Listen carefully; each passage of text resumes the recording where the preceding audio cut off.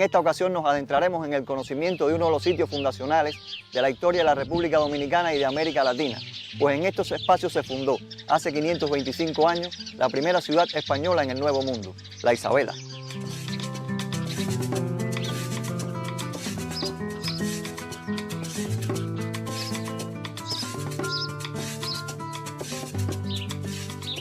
Al caminar por este sitio histórico, estudiar, leer, observar un video o escuchar sobre estos primeros hechos de nuestra historia colonial, surgen varias inquietudes. ¿Qué ocurrió con los expedicionarios que Colón había dejado en esta isla durante su primer viaje? ¿Por qué se fundó la Isabela y qué actividades se realizaron en esta ciudad? ¿Por qué la Isabela desapareció apenas unos años después de su fundación? ¿Cuál es la importancia de esta primera ciudad para la historia dominicana y de América? Para encontrar la respuesta a estas y otras interrogantes, para conocer otros interesantes aspectos de estos primeros tiempos, los invito a adentrarnos por la Isabela y su historia.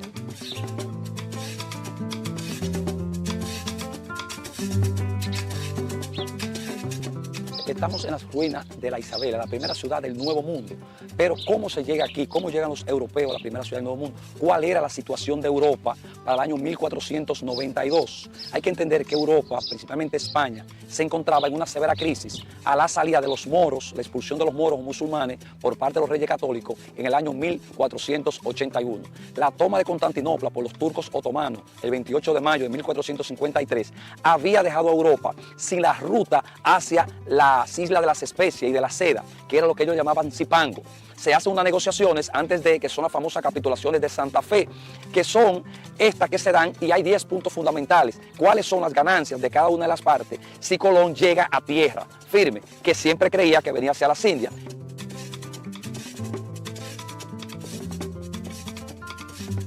El 3 de agosto del año 1492 salen del puerto Palo de Moguer las dos calaveras y la nao. Estas estaban capitaneadas, las carabelas, por los hermanos Pinzón, y la Santa María estaba por Cristóbal Colón. Empieza el periplo, hay que hacer una parada en las Canarias porque el timón de la Santa María sufre avería y ahí se demora unos cuantos días. Luego zarpan hacia el oeste, el Atlántico, un océano misterioso para la época y que muchos le atribuían muchísimas leyendas. Llegan el 5 de diciembre del año 1492 a la isla de Santo Domingo. ¿Qué va a pasar días después? La hospitalidad de los indios lleva a Colón en la necesidad de querer conocer al cacique de esta zona, que era Guacanagarí. El 24 de diciembre, la Santa María encalló y para no perderlo todo, se rescatan parte de la Santa María y se va a fundar la primera fortaleza del Nuevo, la primera construcción del Nuevo Mundo, que es el Fuerte de la Navidad. Ese fuerte, cuando Colón zarpa de nuevo hacia Europa, lo deja en manos de Diego de Arana con 39 hombres. Al regreso de Colón hacia la isla de Santo Domingo, que él bautizó como la Hispaniola, encontró que el fuerte había sido destruido y los ciudadanos españoles que había dejado habían sido muertos todos.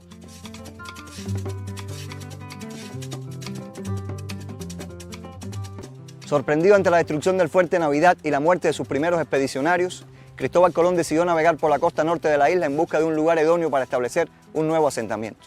Su flota estaba compuesta por 17 barcos y 1.500 tripulantes, entre los que se encontraban marineros, sacerdotes, soldados, funcionarios reales y hombres expertos en diversos oficios. Viajaban a bordo de las naves algunas mujeres y niños, además de provisiones, armas, instrumentos, materiales constructivos, semillas y animales domésticos. Luego de varios días de navegación, los expedicionarios desembarcaron en una pequeña ensenada costera, ubicada en uno de los sectores más resguardados de una amplia bahía abierta al Océano Atlántico y muy cerca del río Bajabónico. El almirante describió el lugar en los siguientes términos. Es un sitio sobre piedra y a la costa de la mar, al pie de una grandísima vega mayor que la de Granada, y que a 50 pasos hay una montaña de cantería, mejor que aquella de que edifican la iglesia de Santa María en Sevilla. Junto con ella, no más lejos, una montaña de piedra de cal muy fina, y la una y la otra muy poblada de árboles. Por la mitad de la vega pasa un gran río, el cual entra en la mar aquí junto a la ciudad.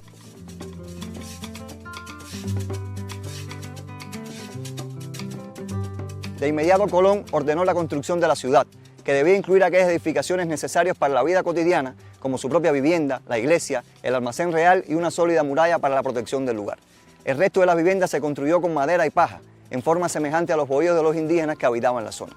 El fraile dominico y cronista Bartolomé de las Casas describió cómo fueron estos primeros pasos.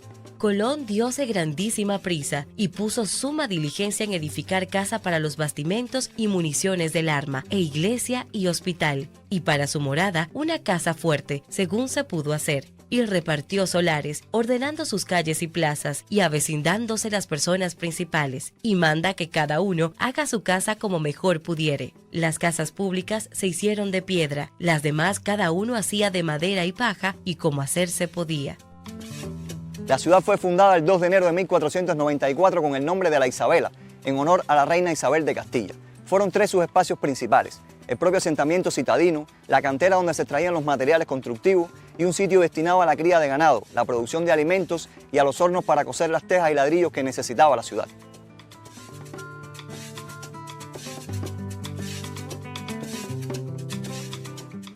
Tenemos aquí lo que era la cantera, de donde van a salir, se van a extraer las rocas que van a construir esta parte aquí. Aquí al fondo tenemos lo que es la cole, que es la parte que usaron los europeos para la artesanía, o sea, los hornos donde iban a construir los ladrillos y la teja que iban a componer la casa de Colón, y los ladrillos también, y de la iglesia y el ayuntamiento. También era la zona ganadera y la zona agrícola, donde ellos tenían canteros y donde sembraban hortalizas. Esta parte también está compuesta por la casa de Cristóbal Colón, que fue la primera y única casa que tuvo Colón en América. Colón no tuvo más casa en América. En Santo Domingo vivieron Diego y Bartolomé, más aquí solamente vivió Colón en América, que fue en esta casa, que tenemos esta ruina muy bien conservada para el tiempo que tiene. Tenemos un cementerio a nuestras espaldas. Ese cementerio es muy sui generis. Vamos a observar en él unas tumbas de forma redonda, que es donde están enterrados los taínos, porque lo enterraban en forma fetal. Los españoles, la tumba más alargada que vamos a ver, tiene que ver cómo se enterraban los europeos. Los guayacanes, muy famosos. Realmente uno que tenemos allá al fondo, que era donde ese árbol estaba cuando Colón llegó, al igual que el que compone donde está la iglesia. La iglesia que fue donde se ofició la primera misa en América. Aquí fue la primera ciudad de América. Aquí fue donde Colón llegó en el 1493. Ya en el 1494 ya la ciudad estaba construida. Aquí es donde construye el primer ayuntamiento de América. Le sirvió de ayuntamiento, de cárcel y de almacén. Cada cuadrito que vemos ubicado dentro era donde iba cada columna del ayuntamiento. En esta parte hacia atrás, los cuadritos de piedra, era donde iba cada casa del poblado que tenía Cristóbal Colón, que tenía 200 casas. La única casa que tuvo Cristóbal Colón fue esta. Aquella parte de piedra tuvo que ser reconstruida porque se deterioró bastante, pero los demás muros son originales, construidos en caliche, barro y arcilla. La parte hacia atrás se derrumbó de lo que fue las casas de Colón.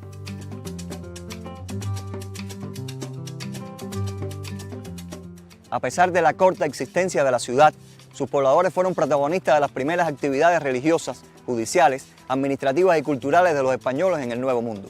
Las ruinas de la primera iglesia están a nuestras espaldas y hay un guayacán donde también debajo de él se podía, estaban los feligreses escuchando la misa. El primer ayuntamiento también del Nuevo Mundo surge aquí en esta parte, y Antonio de Torres va a ser el primer alcalde que va a tener el Nuevo Mundo.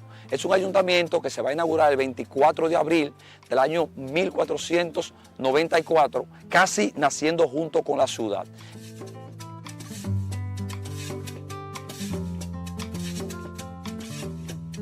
La resistencia aborigen ante los maltratos de los conquistadores se manifestó desde los primeros tiempos de su llegada a la isla. Entre sus primeros protagonistas se destacó Caonabo, cacique del cacicazgo Maguana, quien enfrentó a los primeros expedicionarios que Colón dejó en la isla y destruyó el fuerte La Navidad. Sin embargo, con posterioridad, el conquistador Alonso de Ojeda logró engañarlo y trasladarlo prisionero a La Isabela. Según el padre Las Casas, Colón decidió enviarlo a España, pero cuando se encontraba embarcado en el puerto de La Isabela, un fuerte huracán azotó la zona, provocando el hundimiento de los barcos y la muerte de todos sus tripulantes, incluyendo a Caonabo. El cronista español Gonzalo Fernández de Oviedo ofreció otra versión de su muerte.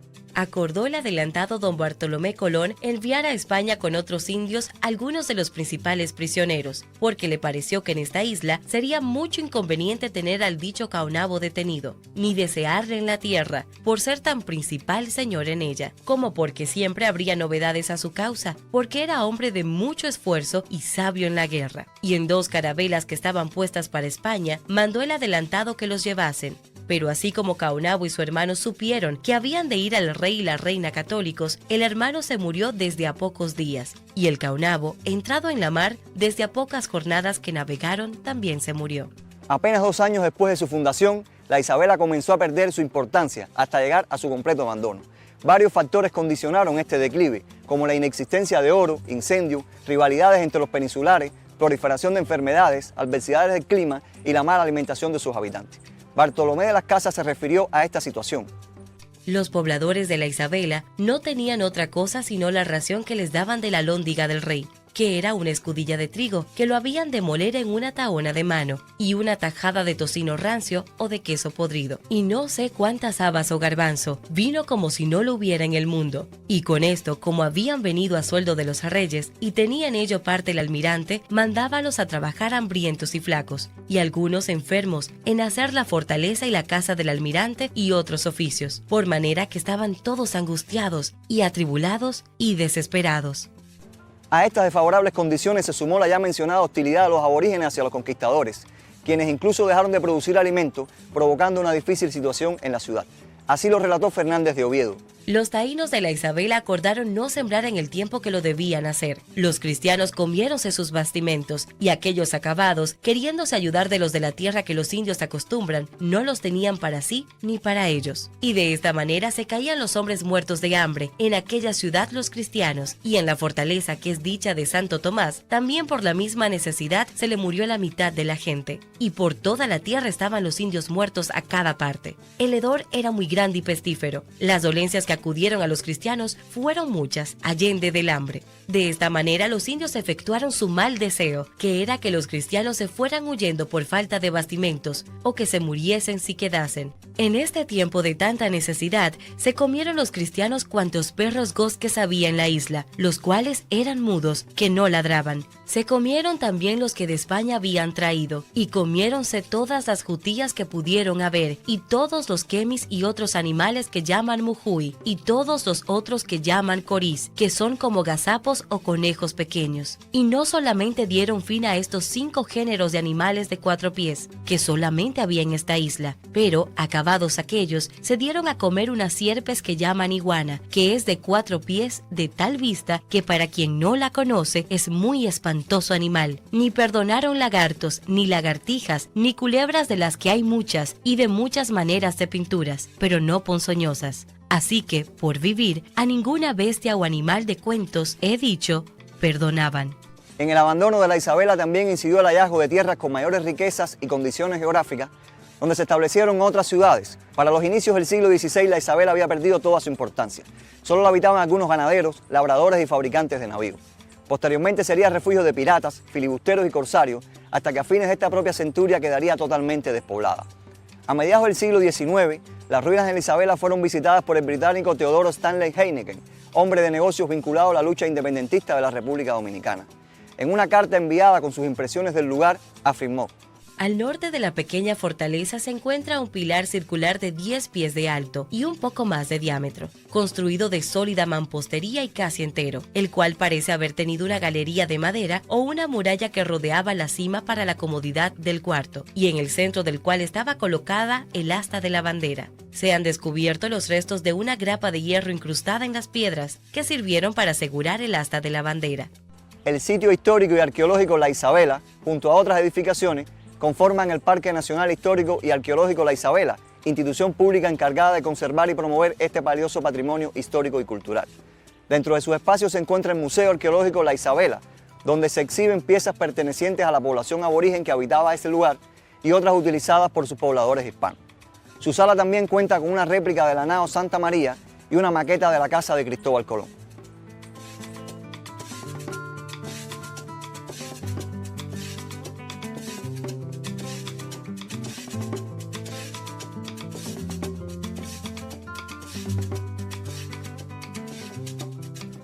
Otra de las áreas fundamentales del conjunto histórico-cultural La Isabela es el Templo de las Américas, edificación de estilo colonial construida con ladrillo y piedras. Fue inaugurada en enero de 1994 en ocasión del 500 aniversario de la primera misa celebrada en este continente.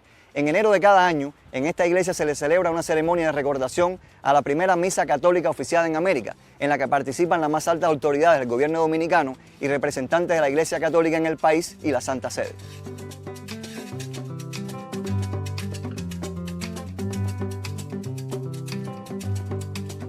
A pesar de las acciones realizadas por entidades nacionales y el acompañamiento de otras naciones y organismos internacionales, el sitio histórico y arqueológico La Isabela presenta una desfavorable situación en sus áreas históricas, bienes patrimoniales, instalaciones y vías de acceso. En el año 2007, la UNESCO realizó un estudio de esta situación, en el que subrayó los retos y potencialidades que ofrece su rescate y desarrollo.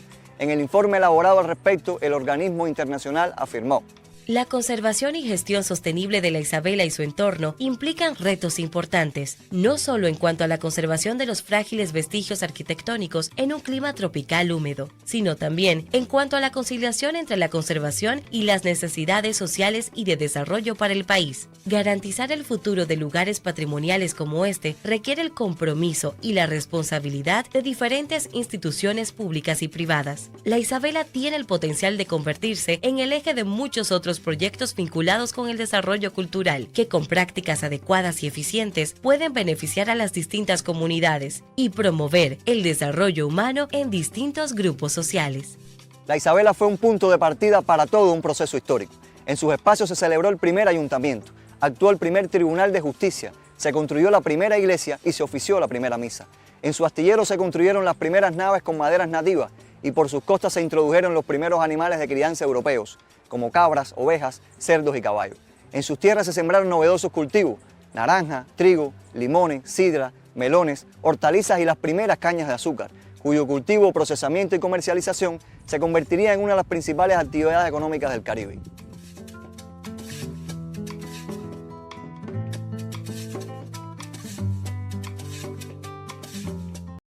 La Isabela tiene una importancia histórica por ser la primera ciudad del Nuevo Mundo, construida por los europeos, también desde el punto de vista de la colonización. Si bien es cierto que su duración como ciudad importante, como ayuntamiento, solo va a datar hasta 1496, o sea, 2 años después la ciudad es abandonada, pero aquí inicia todo, aquí se dan los primeros pasos para empezar el proceso de colonización, pero todo inicia aquí en la Isabela, porque es por primera vez donde se construye la primera ciudad y de donde nace la idea de empezar a colonizar estas tierras.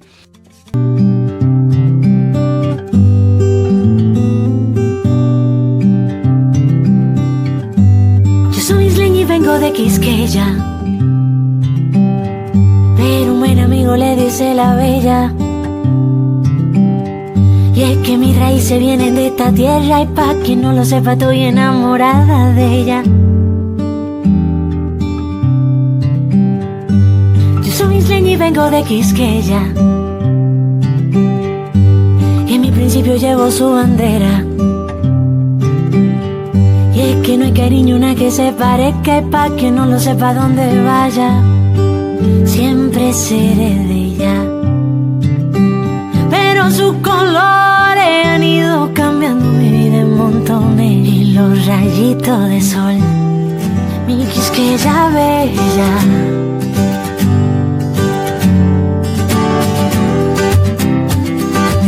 Es una bendición, es una bendición. Mi Quisqueya bella.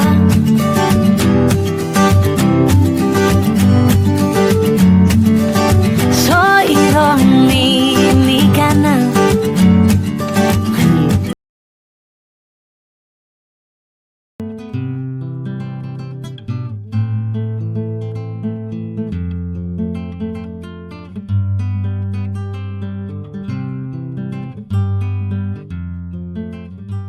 Bienvenidos a una nueva entrega de la serie Por la Ruta de la Historia, producida por la Universidad Abierta para Adultos UAPA de la República Dominicana. En el capítulo de hoy conoceremos una de las ciudades más importantes y emblemáticas de la República Dominicana y del Caribe insular, Santiago de los Caballeros.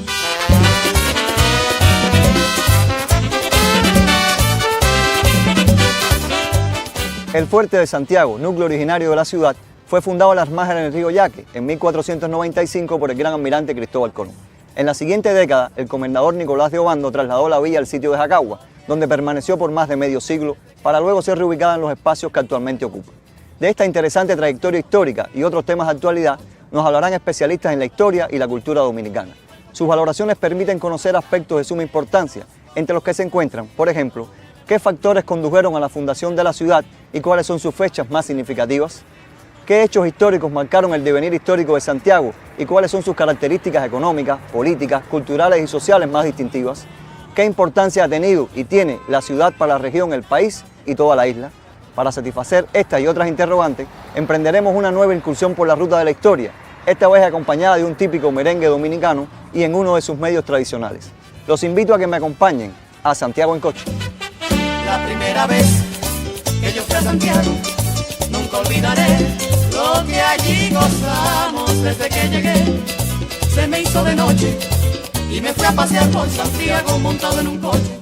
Santiago aparece en el mapa de República Dominicana en 1495 y es fundado como una fortaleza por Cristóbal Colón a orillas del río Yaque para el control del territorio y la extracción del oro. El punto específico donde se funda el Fuerte Santiago, que formó parte de una cadena de fortines en el Valle del Cibao, es indeterminado. Para algunos autores, la fundación ocurre en el sitio de la emboscada de Rafey, detrás del vertedero municipal, y para otras personas la fundación del fuerte se ubica en el cerro de la Fortaleza San Luis. No han existido trabajos de arqueología para establecer la localización exacta, ni tampoco la fecha en la cual se funda la fortaleza. Para algunas personas, dado que Cristóbal Colón vinculaba los nombres de los fuertes a figuras del santoral católico, se entiende que bien pudo haber ocurrido el 25 de julio de 1495, fecha en la cual se celebraba la festividad de Santiago Apóstol, patrono de España, y que se erigiría con el tiempo en patrono de la ciudad. Fundamentalmente, esta fortaleza tuvo, como decía, el control del espacio geográfico circundante en la zona del río Yaque y al mismo tiempo sirvió para copiar el oro que se extraía de las fuentes acuíferas tributarias del río Yaque y del propio Río del Oro, como Cristóbal Colón le llamó. No se conoce cuál era la forma constructiva del fuerte. Para algunas personas pudo haber sido una casa fuerte rodeada de edificaciones de madera, pero sí se entiende que la población inicial de este fuerte aumentó acaso para 1498, 1499, como producto de los asentamientos de Cristóbal Colón luego de la rebelión de Roldán, y al mismo tiempo con la traída de vecinos desde la Isabela, que había iniciado un proceso de decaimiento ya a fines del siglo XV. Por razones tampoco conocidas o certeras, hay muchísimas versiones, esta primera población se va a trasladar en 1504 al sitio de Jacagua.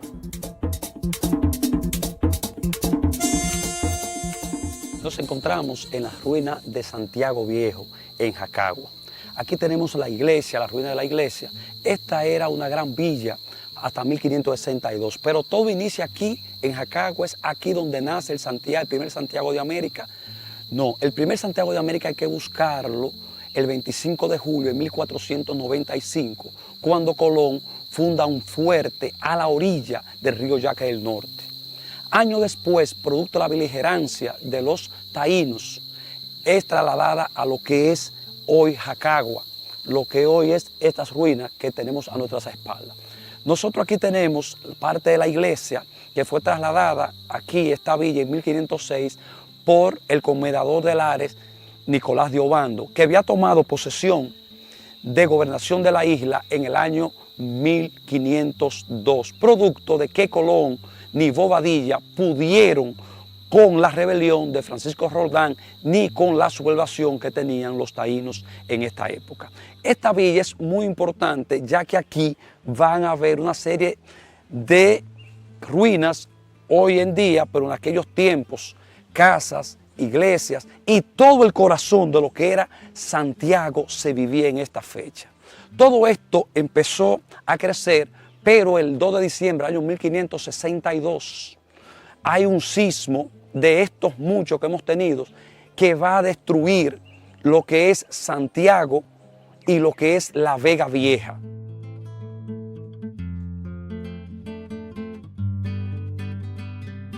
El nuevo asentamiento de la ciudad ocurre indudablemente a principios de 1563 y para mí se ubica en lo que fue el cruce de caminos indígenas. Si trazamos una línea imaginaria entre las actuales avenidas República de Argentina y la proyectamos hasta el paso del río Yaque a la altura del puente Hermanos Patiño y el antiguo puente Yaque, y si trazamos igualmente una línea imaginaria entre la avenida Franco Vidó desde Nivaje y lo proyectamos sobre el centro histórico hasta la avenida Inver, tenemos entonces que en ese plano donde se ubica Santiago, donde se ubica el casco histórico, el centro histórico de la ciudad, bien pudo haber ese sido el cruce de caminos indígenas que, como sabemos, fueron aprovechados en todo momento por los conquistadores españoles. Es además un lugar muy apropiado, como lo establecían las ordenanzas de la época de Felipe II, cercano a un río, cercano a fuentes de aprovisionamiento en el plano agrícola. Santiago se va a trazar en este espacio como una ciudad adamero con calles cortadas de manera perpendicular, de norte a sur, de este a oeste. Van a asentarse en torno a la Plaza de Armas, que era su centro, los edificios representativos del poder colonial. La iglesia a un lado, la cárcel de otro, el edificio ayuntamiento al oeste, la cárcel al norte, la iglesia parroquial al sur, el cabildo al oeste y al norte, sobre la calle actualmente 30 de marzo, el hospital de San Sebastián y Nuestra Señora de la Asunción, con su capilla dedicada a la Virgen del Carmen.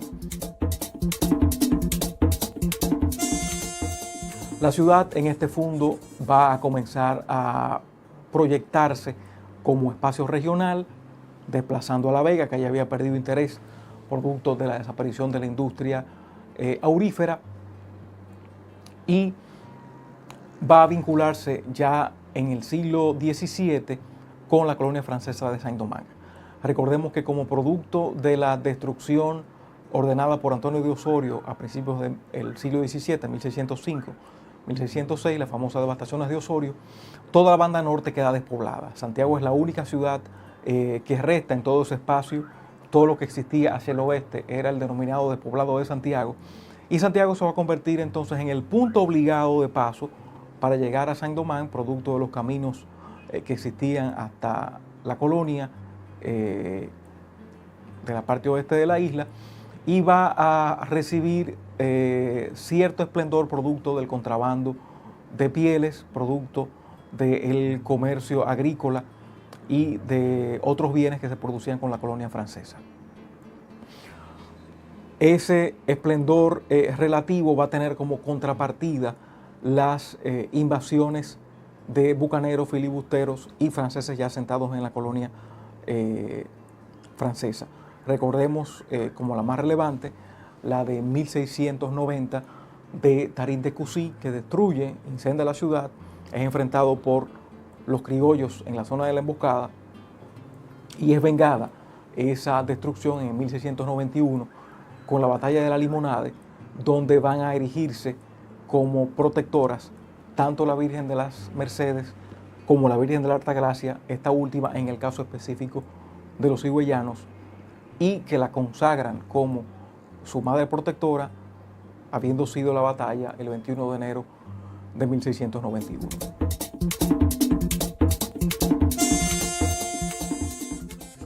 En el siglo XVIII, Santiago va a adquirir una relevancia preponderante justamente por el sustento agrícola de la ciudad y de manera particular con el cultivo del tabaco. Todo el entorno de la ciudad, Licey, Gurabo, la zona oeste actualmente, van a ser sembradas de tabaco y Santiago va a ser el centro de procesamiento, de acopio de todo ese tabaco cultivado. Se llegó a instalar incluso una factoría tabaquera por parte de la corona española y a partir de ese centro se va a distribuir y se va a exportar el tabaco hacia el exterior.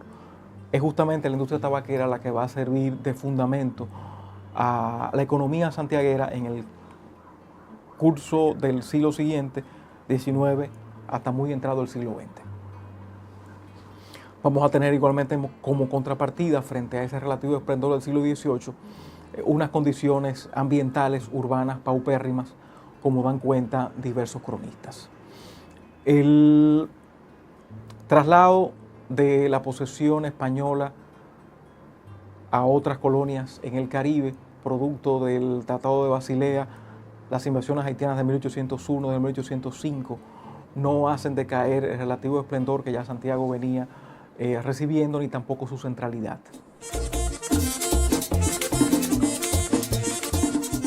El siglo XIX, sobre todo en su segunda mitad, marcó pautas en la historia de Santiago de los Caballeros, pues sus espacios fueron escenarios de hechos militares y políticos que marcaron el rumbo de toda la nación.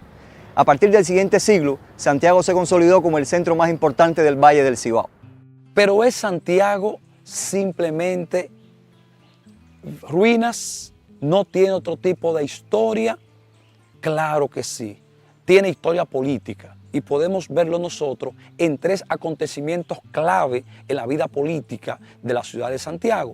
Lo vamos a ver en la batalla del 30 de marzo del año 1844, una batalla decisiva para lo que es la independencia que había iniciado el 27 de febrero de ese mismo año y que va a encabezar José María Inver y Fernando Valerio, Alcide Michel, entre otros. Otro acontecimiento político de gran envergadura de la ciudad de Santiago va a acontecer con la Revolución Tabaquera del año 1857, donde el presidente Buenaventura Báez estafa a los tabaqueros de Santiago y esto a la vez se subleva en contra del gobierno, funda la Constitución de Moca en el año 1858 y Santiago es sede de este gobierno que se va a dar en 1858, que desconoce el gobierno de Báez y que ellos asumen un gobierno y Santiago queda como capital. Volvió a quedar Santiago como capital, ya no de un país dividido en 2 gobiernos, sino de un solo gobierno fuerte, podemos decir, cuando la guerra restauradora que estalla el 16 de agosto del año 1863 y entonces Santiago es tomada como capital de la restaurada república que va a durar este enfrentamiento hasta el año 1865, cuando de nuevo la capital pasa a lo que es Santo Domingo.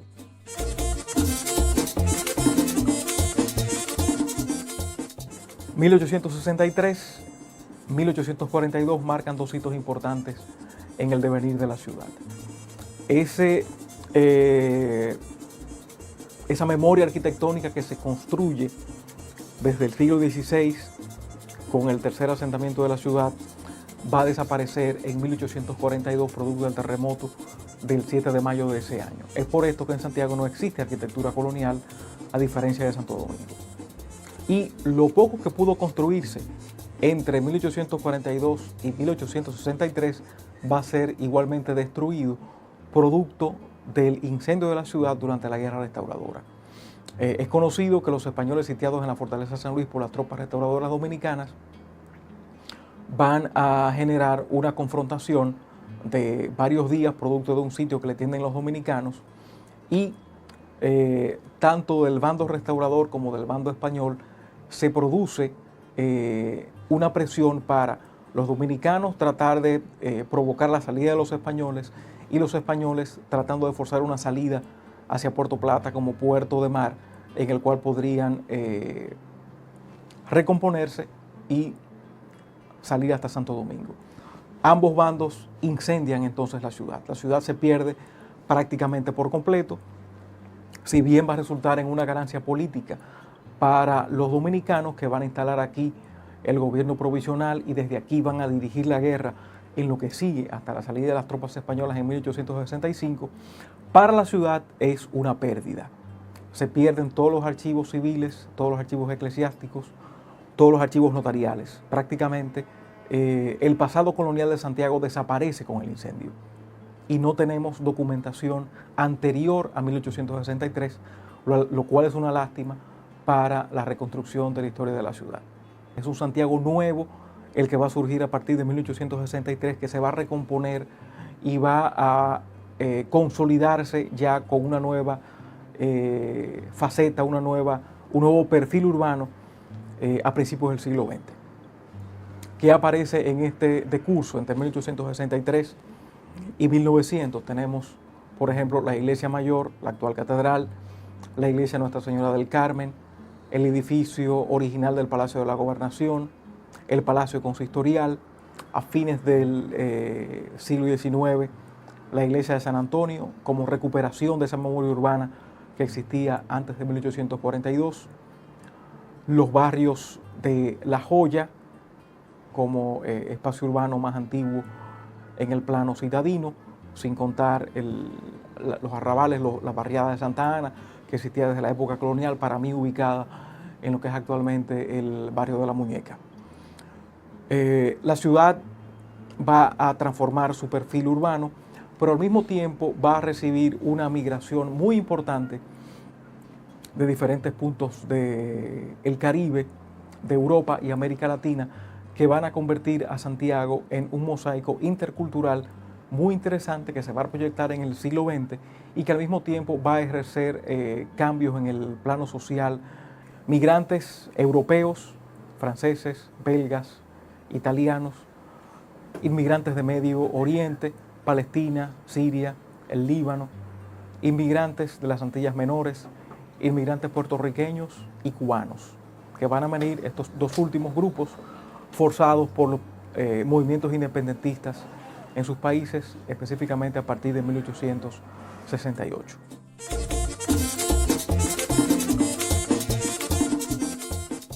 El siglo XIX fue para Santiago un periodo de recuperación demográfica, recomposición espacial y afianzamiento económico. Para entonces, el tabaco era la principal actividad económica y comercial de la región del Cibao. Su siembra se había expandido por las regiones circundantes a la ciudad, convirtiéndola en el principal centro de acopio y distribución de la hoja. Su exportación se realizaba a través de Puerto Plata y el puerto de Sánchez, con destino a los mercados europeos. El fin del siglo XIX tiene también otro elemento muy importante, y es que Santiago en más de una década permaneció aislada de la conexión con el mar. El ferrocarril de Sánchez-Samaná, o más bien Samaná-Santiago, nunca llegó a Samaná, ni nunca terminó tampoco en Santiago. Y el tramo construido fue Sánchez-La Vega entre 1882 y 1887. Santiago se va a vincular al mar a través del ferrocarril en 1897, cuando se inaugura el Ferrocarril Central Dominicano por parte del presidente Ulises Geró. Ya será en el siglo XX cuando se extiende una línea hasta Moca en la primera década del siglo, y los dos ferrocarriles van a quedar integrados ya en 1918. De manera que Santiago tuvo una vinculación fragmentaria al ferrocarril como medio de transporte para sacar toda la producción agrícola, especialmente el tabaco que se producía en la región. Y esto va a determinar, sumado al hecho de que el tabaco había sido desplazado por el azúcar, que Santiago quede como una segunda ciudad.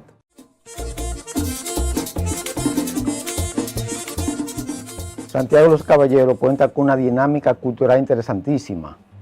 Esta dinámica sucedió a partir de la mitad del siglo XIX, con la llegada de diferentes compañías teatrales, de circo, danzas que venían de Europa, Puerto Rico, Francia, Italia, Cuba y Venezuela.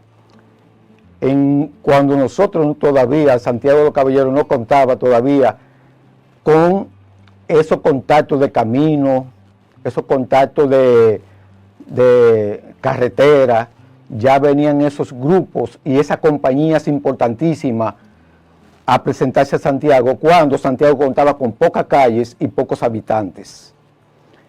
Esa llegada de artistas fueron enriqueciendo nuestra cultura, pero es a partir del contacto del ferrocarril, cuando se hizo el Ferrocarril Central Dominicano, que tenía lo que llama la comunicación de Puerto Plata con Santiago, y también Samaná con La Vega, y después La Vega con Santiago, donde llegaron intelectuales, gente que dominaban diferentes áreas de la ciencia, la cultura, científicos que enriquecieron la cultura de Santiago y que se establecieron aquí, educadores, poetas, ingenieros, y eso fue enriqueciendo, ampliando lo poco que teníamos, que se fue dinamizando. Santiago, cuando en el siglo XIX, a partir de la segunda mitad del siglo XIX, ya tenía 47 instituciones culturales, filantrópicas y sociales. La más importante de todas las instituciones, la primera fue la que dio un empuje y albergó a los héroes de las restauraciones, porque era masónico, fue la Logia Nuevo Mundo número 5, fundada en el año 1859. Eso fue una de las instituciones más importantes, más emblemáticas y que sigue activa aquí en Santiago. Le sigue la Sociedad Cultural Amante de la Luz, fundada en el año 1874 y que sigue dando servicio como cuando fue fundada. Es la primera biblioteca fundada en el país, la Biblioteca Amante de la Luz. Le sigue la Sociedad Cultural Alianza Cibaeña, una institución emblemática que se fundó en la Biblioteca Amante de la Luz. Esa fue fundada por don Eugenio de Champs, un intelectual, un pensador liberal, educador y sobrino del que fundó la Amante de la Luz, que es Manuel de Jesús de Peña y Reynoso. También tenemos otra institución emblemática de Santiago, que es el Centro de Recreo, que fue fundada por intelectuales, donde se presentaron también los grandes intelectuales que vinieron de otras naciones. Numerosas personalidades santiagueras se destacaron en la vida pública nacional durante el siglo XIX, en los ámbitos de la política, la cultura, la religión, el ejército y el ejercicio de los poderes públicos. Entre ellos se destacan José Desiderio Valverde, Ulises Francisco Espaillat, Manuel del Monte y Tejada, Tomás Portes, Fernando Valerio, Benigno Filomeno de Rojas, Pedro Francisco Bonó y Eugenio de Champs. En este periodo, la ciudad acogió personalidades ilustres como el comerciante inglés Teodoro Stanley Henneken, el médico y patriota puertorriqueño Ramón Emeterio Betances y el apóstol de la independencia de Cuba, José Martí, quien visitó la ciudad en 1895 en compañía del dominicano Máximo Gómez. En el plano urbano tenemos la consolidación de La Joya, la aparición de Baracoa, la compactación del espacio de Los Pepines con el crecimiento de la ciudad hacia esa parte del casco urbano, hacia el este específicamente. El mismo ferrocarril va a demarcar una frontera en la parte norte y por supuesto el río en la banda sur va a ser una limitante que no va a ser traspasada hasta 1918, cuando se construya el puente Yaque por los ocupantes norteamericanos. En el plano económico hay una industrialización naciente que va a encabezarla la producción tabaquera. Recordemos el caso de La Habanera en 1902 de Zollner y la Compañía Anónima Tabacalera como una reconstitución de La Habanera en 1914. Hay una industrialización al mismo tiempo sustentada en fábricas de jabón, en aserraderos, en fábricas de hielo, en un montón de fábricas de un segundo grado, como podrían ser destilerías, alambiquerías, zapaterías, en fin. La población en el siglo XX va a variar su perfil, como ya decía, producto de la inmigración que vamos a tener desde fines del siglo XIX, y en este sentido van a tener una preponderancia los cubanos, los puertorriqueños, los árabes, los chinos, los haitianos, los inmigrantes de las Antillas Menores como grupos poblacionales importantes. En el plano de las costumbres, el carnaval va a asumir perfiles europeizantes, va a elegirse una reina, va a haber corzos floridos en el entorno del Parque Duarte. Los clubes sociales que aparecieron a fines del siglo XIX van a tener un papel muy importante en la gestación de una élite, de una aristocracia citadina, y van a tener preponderancia por más de 60 años. Me refiero al Club de Damas, al Club Santiago, al Centro de Recreo. La ciudad se va a vincular con otras ciudades a través de carreteras, el caso de Moca, el caso de La Vega, el caso de Jánico, San José de las Matas, rudimentarias por supuesto, porque van a ser extendidas cuando el Ejército Norteamericano de Ocupación inicie su plan de obras públicas a partir de 1916. Los servicios públicos van a solidificarse en el plano educativo, el ayuntamiento va a regir la educación, aparecen instituciones tanto públicas como privadas que van a otorgarle un perfil distintivo a la ciudad, el Centro Lírico Rafael Arté, el Cuerpo de Bomberos, para citar quizás dos casos relevantes. Y en 1915 tenemos también un hito sumamente importante, el primer acueducto, instalado por una compañía norteamericana y gestado por el ayuntamiento local. Un periodo distinto en la historia se va a marcar a partir de 1916, se va a extender hasta 1924 con la ocupación norteamericana. Aquí se hace énfasis en el aspecto constructivo. Santiago va a reafirmar su condición de centro regional con la conexión con la carretera Duarte, inaugurada en 1922, que se va a extender hasta Montecristi, y el sistema de carreteras interregional. El gobernador de Horacio Vázquez, también como producto de el interés fundamental por la economía, va a tener un hito importante con la Exposición Interantillana de 1927, que había sido precedida por la Exposición Nacional de 1918, montada por el gobierno norteamericano, con el apoyo del gobierno norteamericano, por las autoridades municipales, y por supuesto la ruptura, el inicio de una tercera república en 1924, va a ser interrumpido por la dictadura de Trujillo en 1930, el golpe de Estado en contra de Horacio Vázquez en Santiago, el 23 de febrero de ese año, y a partir de la era de Trujillo, Santiago va a tener una condición estacionaria, como lo refiere el historiador Danilo de los Santos, independientemente de que existieran industrias como la Compañía Anónima Tabacalera o la J. Armando Bermúdez, la Manuel de Jesús Tavares sucesores, que la perfilaran en el plano de la confección de textiles, de la producción de ron, de la producción de tabaco.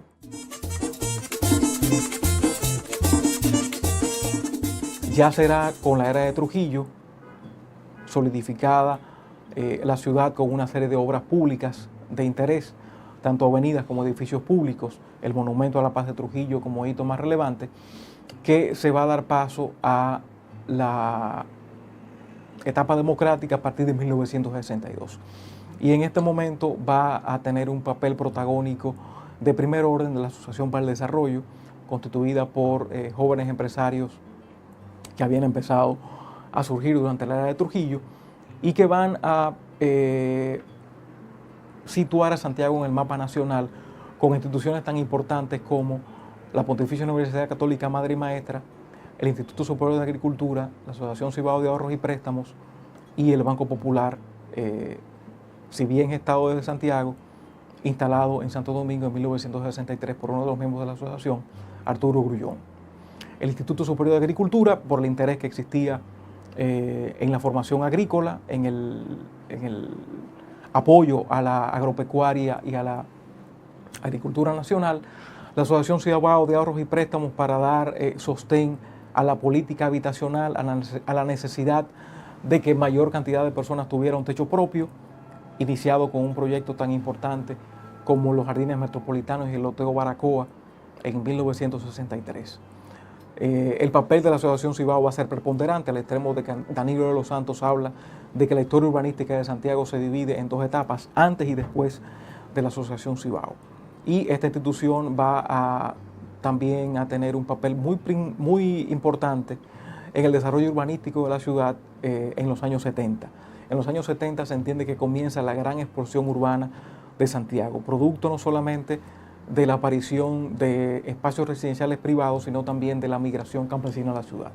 Van a distinguirse entonces dos espacios de crecimiento. Un crecimiento formal, producto de estos ensanches y urbanizaciones privados, y una población que se va a situar en los extremos, que va a dar lugar a los barrios de la zona norte, los Ciruelitos, por ejemplo, y la zona sur, Pekín, para situar o para señalar otro caso de importancia. En los años 80, en los años 90, Santiago va a adquirir con el gobierno de Balaguer un perfil distintivo. Recordemos en esta etapa la construcción del Gran Teatro del Cibao, la remodelación del entorno monumental, la aparición de avenidas como la Yapur Dumit, puentes como el Ercilia Pepín, Peña y Reynoso, que van a extender el ámbito de expansión de la ciudad. Y de 70 kilómetros cuadrados que tenía en los años 70, se va a desbordar con más de 100 kilómetros. Ejes importantes delimitativos del centro histórico, como la Avenida de las Carreras, en 1973 también van a cambiar la faja urbana, hasta llegar al Santiago del siglo XXI, definida como una agrópolis, no una metrópolis, sino como una agrópolis, por la dependencia que la provincia sigue teniendo en el plano agrícola, pero al mismo tiempo con una industrialización más que incipiente y sobre todo la explotación de servicios. Santiago se visualiza en esta etapa como una ciudad de servicios, que brinda servicios en los planos de la salud, en los servicios bancarios, educativos, profesionales, etcétera, no solamente a municipios en su entorno, sino también a toda la región del Cibao.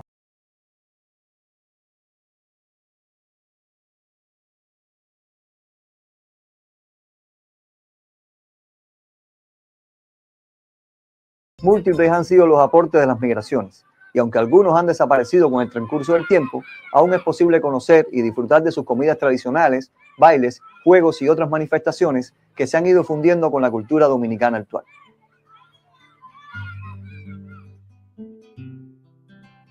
Aquí tenemos a Bernardo haciendo lo que es el Johnny Cake. Ustedes saben que ese es el pan famoso que la gente busca por la elaboración a base de coco. Este pan lo hacemos ya sea interdiario, dependiendo al flujo de personas que vengan. Es horneado, como dijo la compañera aquí, en el horno con carbón y leña. Eso lo hacía mi mamá, que todo el mundo la conoce como vieja. Lo hacía la abuela. Mayormente Emilia hacía el pan de yautía. Ahora elaboramos más, como dijo él, un poquito más cómodo, pero hay más trabajo con lo que es la máquina. Ahí en esa máquina guayamos el coco, guayamos yautía, yuca y batata. Este negocio ya tiene alrededor de 50 años, desde la abuela, que iniciaron solamente con los pastelitos. Que esta máquina que ven acá es donde se prepara la masa de esos pastelitos y han continuado con los demás panes. Y al día de hoy ya hace 50 años que estamos establecidos aquí. En sus inicios íbamos de casa en casa, en el mercado, en el muelle, pero ahora estamos establecidos aquí. Estamos aquí elaborando lo que es el coconete, el Johnny Cake y el gato. Ya está aquí. Esto ya estaba en un proceso. Tenemos por aquí lo que es el niño envuelto, o sea, brazo gitano relleno de mermelada de guayaba. Además de eso tenemos nuestra gastronomía, que la gastronomía que es el pan inglés, el gâteau, que gâteau quiere decir bizcocho en francés, pero más se hacía en esta parte de son Acosta, pero que salió, pero que todo también lo hacemos. El pescado con coco, como ustedes saben, la comida a base de coco, que todavía aún nosotros, esa es la forma que nosotros comemos, a base de coco. A todo le ponemos coco a la berenjena, le ponemos coco al locrio, le ponemos coco a todo lo que sea que se pueda comer. Nosotros le agregamos el coco, la habichuela negra, que es fantástica, un sancocho de habichuela negra, que es muy bueno también. O sea que nuestra gastronomía también está a base de coco, pero de lo que trajeron nuestros antepasados hacia acá.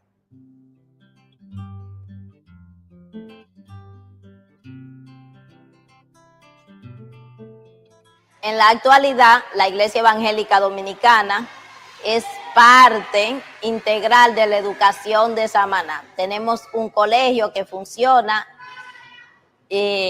seguimos enseñando en español e inglés y formando a nuestros jóvenes dentro de la educación cristiana y de la educación social. Lo primero que el Señor te da es para traerlo a la iglesia. Por ejemplo, si usted tiene un becerro o algo y es el primero y usted lo dedica al Señor, entonces se traen eso también a la iglesia. O sea, lo primero que Dios te da es para las primicias. Eso se le llama en la Biblia, se le llama traer las primicias al Señor. Entonces, eso es lo que hacemos también durante la fiesta de cosecha. La fiesta de cosecha la celebramos todos los últimos domingos de octubre. También tenemos nuestro aniversario, que lo festejamos también con mucha regocijo, el último domingo de julio, que es el aniversario de nuestra iglesia. Además de eso, tenemos nuestros juegos folclóricos, nuestro tema principal es el carayá, que yo tuve un proyecto de cultura para desarrollar esos juegos y lo hemos desarrollado con mucha eficacia porque nos hemos presentado en Bellas Artes y nos llaman también para ir a distintos lugares para presentar este folclore. Entonces tenemos más de 23 adolescentes que hacemos esos juegos, pero también esos juegos también se hacen en los patios de la iglesia cuando nosotros tenemos cualquier fiesta de cosecha. En la fiesta de cosecha nosotros jugamos todos esos juegos que le estoy mencionando. El carayá es el principal porque cuando nosotros queremos jugar, lo que decimos, vamos a carayar, aunque juguemos otras cosas. Tenemos varios juegos, entre ellos tenemos el carayá, tenemos el ladrón eres, tenemos The Black Girl is in the Ring, uno en inglés que también lo cantamos. I know he's coming again. Glory, glory to his name. Christ is coming back again. I know, yes, I know he's coming again. Praise the Lord. I know, yes, I know he's coming again. Luego nosotros empezamos a tongonearnos de un lado a otro cantando ocurrencias de la vida. Simplemente, por ejemplo, le puedo cantar un poquito del carayá, lo que he cantado. Cuántas muchachitas que parecen flores, pero todavía no saben de amores. Entonces los otros responden, carayá, carayá, carayá, vamos a carayar. Y entonces nos pasamos largos ratos haciendo eso. También usamos el ladronero. Ustedes saben que la mayoría de los juegos que vinieron nosotros utilizamos los juegos que vinieron del África en realidad, porque todos son en círculo, la forma como ellos jugaban. Entonces, la mayoría de nuestros juegos es en círculo. El ladrón también, que consiste en la hembra delante y el varón detrás. Entonces viene un varón y le quita su polla que está delante, pero él no se enoja como hoy en día, lo que hace es que busca otra más bonita y así van dándose rondas escogiendo a la otra pareja. Nosotros hemos tratado de mantener nuestra tradición, nuestra cultura, nuestra gastronomía, a pesar de haber pasado 195 años, todavía estamos tratando de mantener nuestra cultura.